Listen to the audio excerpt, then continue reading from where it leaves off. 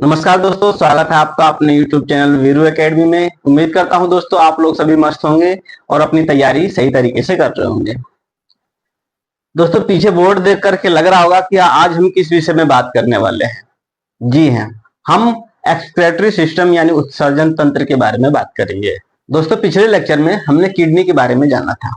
Kidney के अंदर पाए जाने वाले नेफ्रॉन, जिसे किडनी का स्ट्रक्चरल और फंक्शनल यूनिट कहते हैं। यदि हिंदी में बात करें तो जो नेफ्रॉन होता है उसे किडनी का यानी वृक्क का स्ट्रक्चरल यानी संरचनात्मक और कार्यात्मक इकाई कहते हैं। अब उत्सर्जन तंत्र को समझने के लिए मैंने आपके सामने एक डायग्राम बनाया है। ये डायग्राम आपके सामने दिख रहा होगा।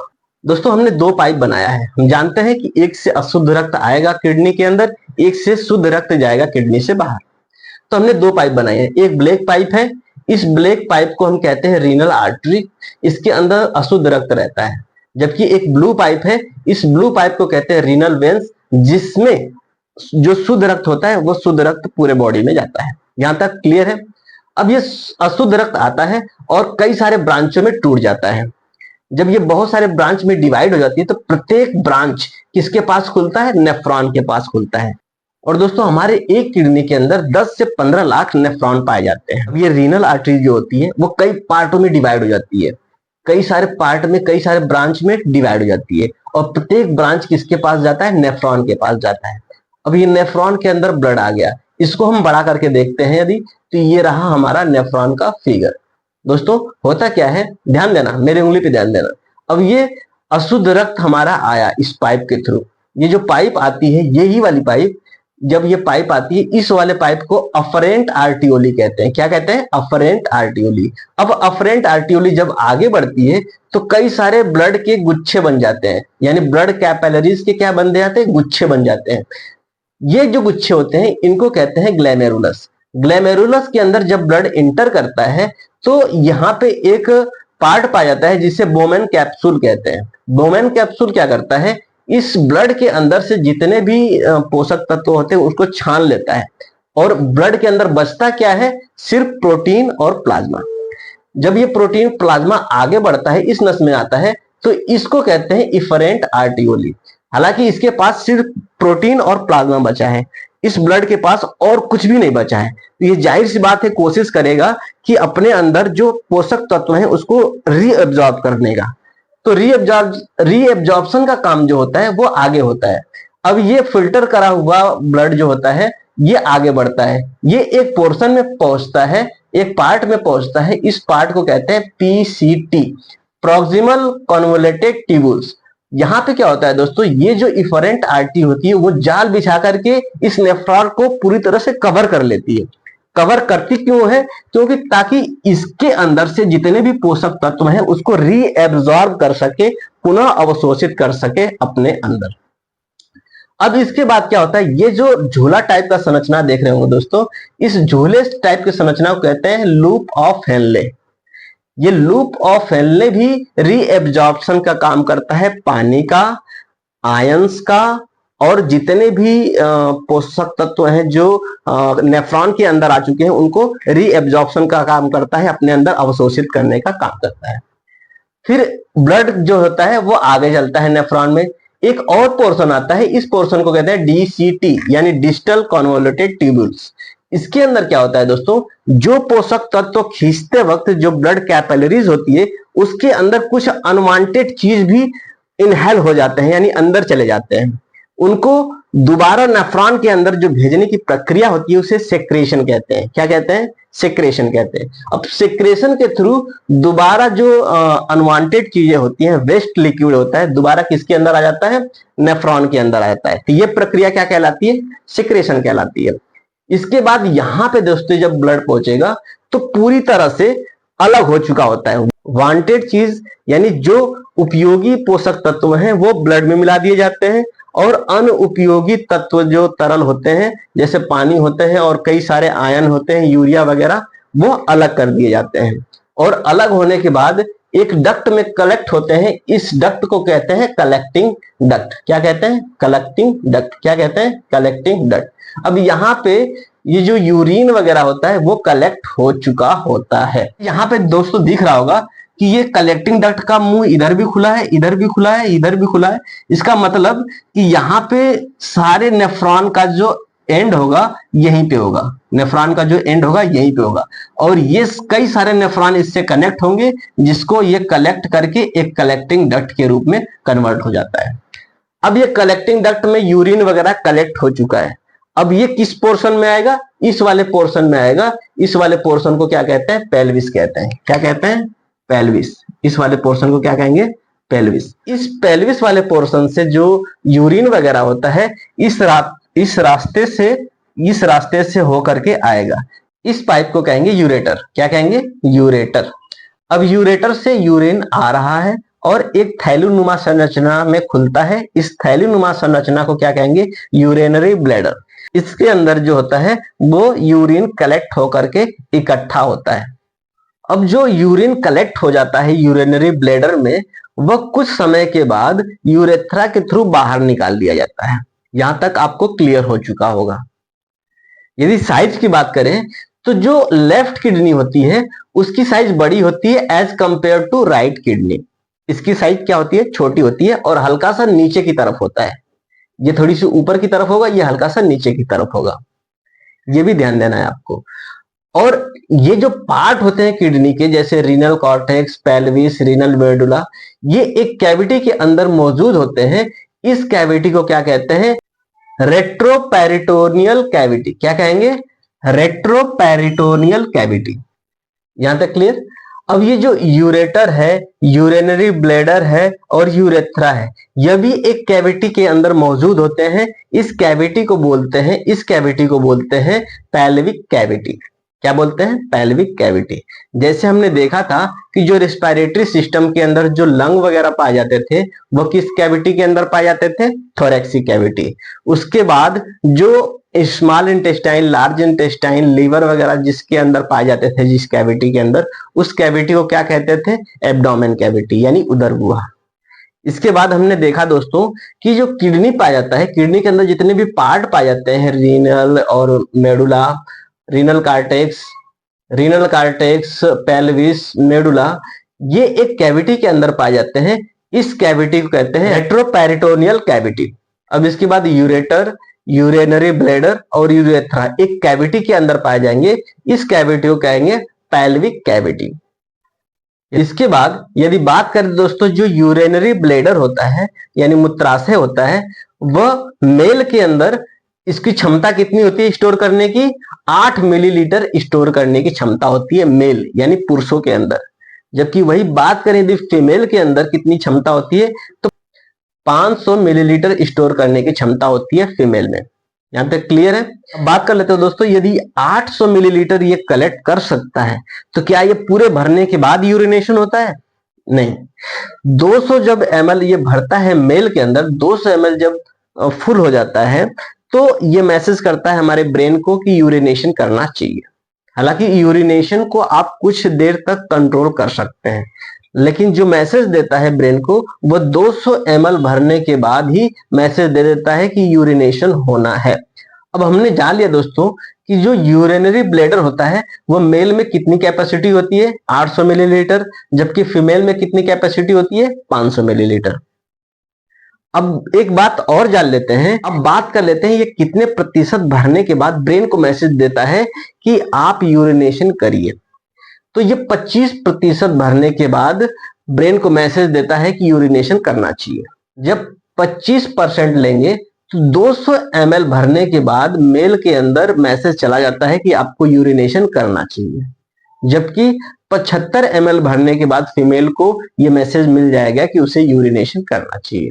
अब ये जो यूरिन होता है दोस्तों, यूरेथ्रा के थ्रू बाहर निकाल दिया जाता है। किसके थ्रू? यूरेथ्रा के थ्रू। अब यूरेथ्रा की जो लंबाई होती है वो मेल में 10 सेंटीमीटर होती है, जबकि फीमेल में 2.5 सेंटीमीटर होती है। कितने सेंटीमीटर? 2.5 सेंटीमीटर। अब यूरेथ्रा में क्या होता है दोस्तों, जो स्पर्म निकलने की नली होती है और पेशाब निकलने की नली होती है, वो दोनों नली क्या होती है? सेम होती है, यानी सेम पाथ पाया जाता है, जबकि फीमेल में डिफरेंट पाथ पाया जाता है। तो यहां तक दोस्तों आपने सारी चीजों को जान लिया है। उम्मीद करता हूं दोस्तों ये सारी चीजें आपको क्लियर हो गई होंगी। अब इन सारी चीजों को आप स्क्रीनशॉट ले सकते हैं। मैं हट जाता हूं। चलिए अब हम आगे चलते हैं। इसको मिटा देता हूं, इसको मिटा देता हूं दोस्तों। दोस्तों वीडियो पसंद आया तो लाइक शेयर सब्सक्राइब करें, और वो दोस्त जो हमारे चैनल में पहली बार आए हैं वो सब्सक्राइब करके बेल आइकन दबाना बिल्कुल ना भूलें, ताकि मेरे द्वारा भेजा गया वीडियो का नोटिफिकेशन सबसे पहले आपके पास पहुंचे, ताकि आप एक कदम आगे रहें समाज में। चलिए दोस्तों, आप पानी तो पीते होंगे, तो क्या आपको पता है कि जो आप पानी पीते हैं, जो आप ड्रिंक करते हैं, ड्रिंक नहीं सॉरी जो आप पानी पीते हैं, ड्रिंक में वो चीज आ जाएंगी जो आपको नहीं करना चाहिए, वो किडनी के लिए बहुत ही हार्मफुल है। इसलिए कभी आप ड्रिंक वगैरह ना करिए, आप पानी पीजिए। चलिए अब आगे चलते हैं दोस्तों।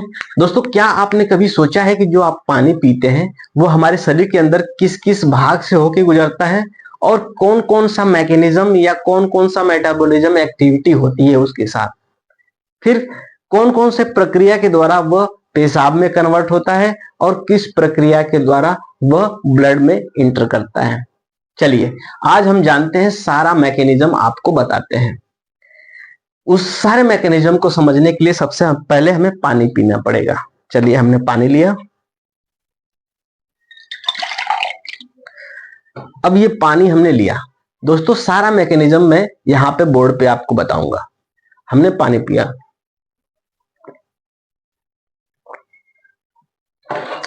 अब हमने पानी को किस में लिया, बक्कल कैविटी के अंदर लिया। बक्कल कैविटी से कहा जाएगा, फेरिंग्स में जाएगा। सारी चीजें बताऊंगा। पहला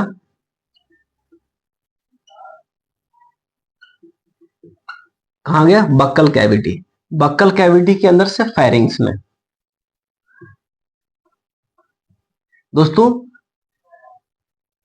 यही फेरिंग्स जो होता है, यहीं पे दो पाइप डिवाइड होती हैं, एक विंड पाइप और दूसरा फूड पाइप। तो ये जो पानी जाता है हमारे विंड पाइप में नहीं जाता है, हमारे फूड पाइप में जाता है। फूड पाइप से होकर के अमाशय में जाएगा, अमाशय से होकर के फिर किस में आएगा, छोटी आंत में आएगा, छोटी आंत से होकर के ये पानी कहाँ जाएगा, बड़ी आंत में जाएगा। और जब मैं आपको डाइजेशन सिस्टम पढ़ा रहा था तो वहां पे हमने बताया था, जो पानी का अवशोषण होता है, एब्जॉर्प्शन होता है, वह कहाँ होता है, बड़ी आंत में होता है। बड़ी आंत में किसका हो जाता है, पानी का एब्जॉर्प्शन। इसको लार्ज इंटेस्टाइन, बड़ी आंत, यानी बड़ी आंत में पानी का अवशोषण हो गया। इसको बड़ी आंत को हम एक और नाम से जानते हैं, जिसको कहते हैं गैस्ट्रो इंटेस्टाइनल ट्रैक।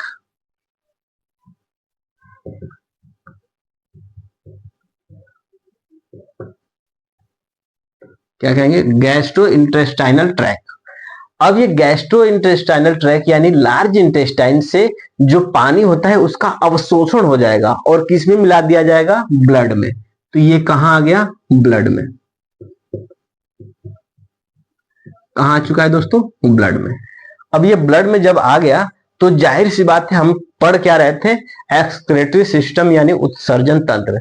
तो हम इसको कहां पे लेके आएंगे, कहां पे लेके आएंगे, इसको लेके आएंगे किडनी के अंदर। अब ये क्या आएगा, किडनी के अंदर आएगा। कौन लेके आएगा, इसको हमने जाना था, ये नली होती है जिसको कहते हैं रीनल आर्टरी। किसके थ्रू आएगा, रीनल आर्टरी। अब ये जब किडनी के अंदर आएगा तो प्रत्येक नेफ्रॉन के अंदर आएगा। किसके अंदर आएगा, नेफ्रॉन। प्रत्येक नेफ्रॉन के अंदर आ चुका है। ये आप खुद बताइए दोस्तों, मैं नहीं बताऊंगा, ये आप ही बताइए। अब नेफ्रॉन के अंदर आ चुका है। अब नेफ्रॉन के अंदर आ गया दोस्तों, तो जाहिर सी बात है, नेफ्रॉन के अंदर क्या प्रोसेस होती है, छानने का काम होता है, फिल्ट्रेशन का काम होता है। इस फिल्ट्रेशन के बाद जो शुद्ध रक्त होता है उसको रीनल वेन के द्वारा भेज दिया जाता है। अब जो अशुद्ध होता है वो कहां आएगा, रीनल पेल्विस में आएगा। किस में आएगा, रीनल पेल्विस में। यहां तक तो आपको क्लियर था। अब रीनल पेल्विस से कलेक्ट होकर के एक डक्ट में आएगा, एक नली में आएगा। इस नली को क्या कहते हैं, यूरेटर। क्या कहेंगे, यूरेटर। अब यूरेटर के थ्रू एक डक्ट में आएगा, एक थैलेनुमा संरचना में आएगा, इसको क्या कहेंगे? Urinary bladder.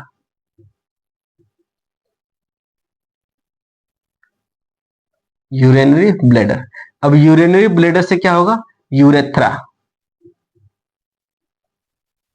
यूरेथ्रा के थ्रू ये क्या हो जाएगा? बाहर निकल जाएगा।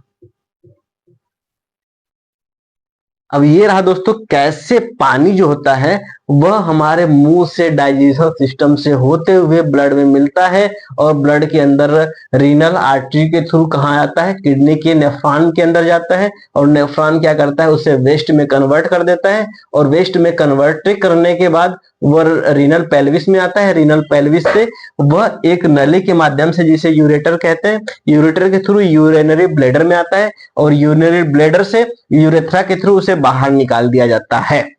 दोस्तों यहां तक समझ में आ गया? अब इसको मिटा देता हूं। दोस्तों आपको वीडियो लाइक करने के लिए नहीं कहा जा रहा है, तो इसका मतलब ये नहीं है कि आपको लाइक ही नहीं करना है, बस देखते रहना है। आप बीच बीच में लाइक करते रहिए दोस्तों। लाइक करने से क्या होगा? हमें मोटिवेशन मिलेगा, इससे हमें पैसे कुछ नहीं मिलने वाले। ठीक है दोस्तों, ये हॉबी है जो मैं आपको पढ़ा रहा हूं, मेरा कोई मोटिव नहीं है आपसे पैसे कमाने का। चलिए दोस्तों, अब हम जानते हैं जो यूरिन होता है उसका कंपोजिशन क्या क्या होता है।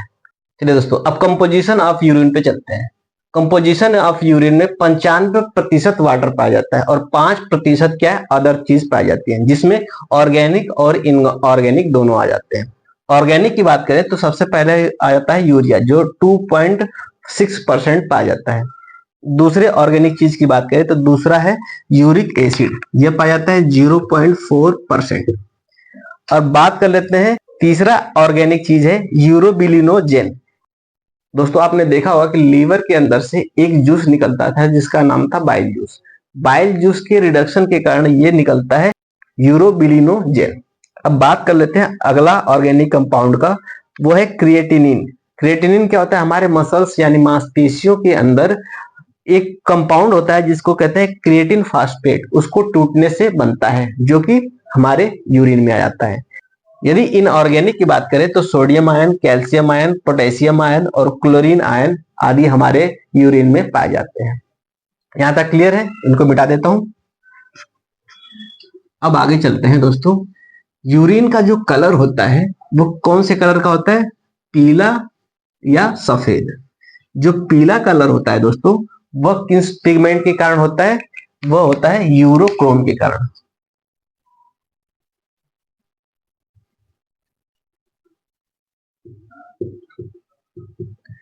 यूरोक्रोम के कारण। और यह किसके टूटने से बनता है? यह टूटने से बनता है हीमोग्लोबिन के टूटने से। चलिए अब बात कर लेते हैं दोस्तों रोग के बारे में, जो कि हमारे उत्सर्जन तंत्र से संबंधित है। पहला रोग है यूरेमिया। यूरेमिया एक ऐसा डिजीज है जिसके अंदर यूरिया की अधिकता ज्यादा होने की वजह से ये कंडक्ट होता है। यानी यूरिया की अधिकता हमारे शरीर में जब ज्यादा हो जाता है तो कौन सा रोग हो जाता है? यूरेमिया।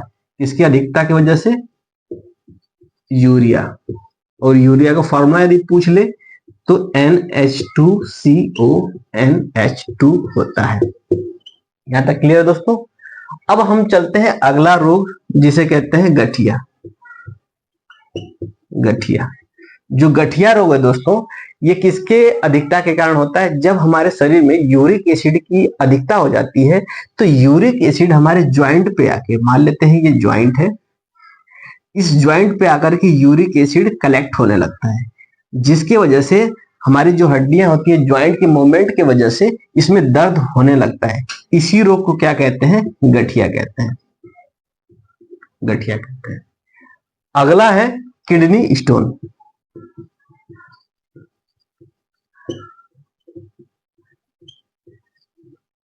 क्या है? Kidney stone. किडनी स्टोन में रोग में क्या होता है दोस्तों?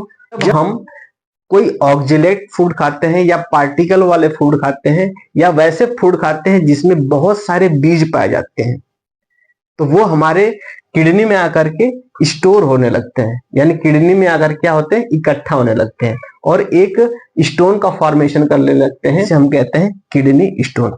इसी वजह से जब डॉक्टर के पास आप जाते हैं तो डॉक्टर आपको बीज वाले फल खाने से रोकता है, जैसे टमाटर या बैगन वगैरह खाने से मना करता है, या प्रोटीन लेने से मना करता है, जिसकी वजह से आपके शरीर में कोई अमीनो एसिड या यूरिक एसिड ना बने। ठीक है दोस्तों, तो ये रहा कुछ रोग जो हमारे शरीर में उत्सर्जन तंत्र के द्वारा बनते हैं। अब हम आगे चलते हैं और आगे हम जानते हैं कि जो हमारे शरीर में वाटर का बैलेंस करने का काम करता है वो एक हार्मोन्स करता है। उस हार्मोन्स का नाम है ADH, ADH हार्मोन्स। इसका फुल फॉर्म की बात करें तो anti diuretic hormones, anti diuretic hormones कहते हैं। अब ये एंटी डाईयूरेटिक हार्मोन स्रावित कहां से होता है, बनता कहीं और है और स्रावित कहीं और से होता है। यदि निर्माण की बात करें तो यह हाइपोथैलेमस ग्लैंड से निर्माण होता है, जबकि सेक्रेशन कहां से होता है, पिट्यूटरी ग्लैंड से इसका स्राव होता है। यहां तक क्लियर हो गया दोस्तों। अब ये करता क्या है ये जान लेते हैं। मान लेते हैं हमारे शरीर में बहुत ज्यादा, मान लेते हैं हमने बहुत ज्यादा पानी पी लिया, तो ज्यादा पानी पीने के हिसाब से हमें उस हिसाब से यूरिनेशन भी करना होगा निकालने के लिए। यदि हमने बहुत ज्यादा पानी पी लिया है और यूरिनेशन कम करा तो हमारे शरीर में पानी की अधिकता हो जाएगी। और मान लेते हैं हमने बहुत ही कम पानी पिया और हमारे शरीर से यूरिनेशन बहुत ज्यादा हो गया, तो यह भी एक डिसबैलेंस हो गया हमारे शरीर में पानी का। तो इस प्रकार ये जो हार्मोन्स होता है ADH हार्मोन्स, वो हमारे शरीर में पानी को बैलेंस बना करके चलता है और ये स्रावित कहां से होता है, पिट्यूटरी ग्लैंड से। अब इसके आगे चलते हैं। अब हम जान लेते हैं दोस्तों डायलिसिस क्या होता है। डायलिसिस, डायलिसिस एक कृत्रिम प्रक्रिया होती है जब किसी व्यक्ति की दोनों किडनियां खराब हो जाती हैं, यानी दोनों किडनियां काम करना बंद कर देती हैं। उस कंडीशन में क्या होता है, एक आर्टिफिशियल मशीन के द्वारा किडनी का काम कराया जाता है और यह जो प्रोसेस होता है वह डायलिसिस होता है। तो डायलिसिस के बारे में आपने जान लिया। जब दोनों किडनी किसी व्यक्ति की खराब हो जाती है तो उसे डायलिसिस की जरूरत पड़ती है, या फिर यदि कोई डोनर उसे किडनी दे देता है तो वह अपना नॉर्मल लाइफ जी सकता है। सन 1954 ईस्वी में एक वैज्ञानिक थे जिनका नाम था जोसेफ मरे, हालांकि ये मर भी चुके हैं। जोसेफ मरे और उनकी टीम ने यह क्या करा था, किडनी ट्रांसप्लांट करा था सन 1954 ईस्वी में। और करा किसके अंदर था, एक इंसान के अंदर। दोनों इंसान क्या थे, जुड़वा भाई थे। एक भाई की दोनों किडनी खराब हो चुकी थी, तो उन्होंने क्या करा कि दूसरे भाई की एक किडनी उठा करके किस में डाल दिया, दूसरे भाई में डाल दिया और दोनों भाई अपना नॉर्मल लाइफ जीने लगे। तो सन 1954 ईस्वी में जोसेफ मरे और उनकी टीम ने किडनी ट्रांसप्लांट करा था। यहां तक क्लियर हो गया दोस्तों। तो दोस्तों उत्सर्जन तंत्र का चैप्टर यहाँ फिनिश होता है। कल हम उत्सर्जन तंत्र से रिलेटेड जितने भी प्रश्न बनेंगे उनको कराएंगे। तो दोस्तों आज के लिए बस इतना ही। मिलेंगे कल नए उमंग, नए तरंग और नए जोश के साथ। तब तक के लिए जय हिंद।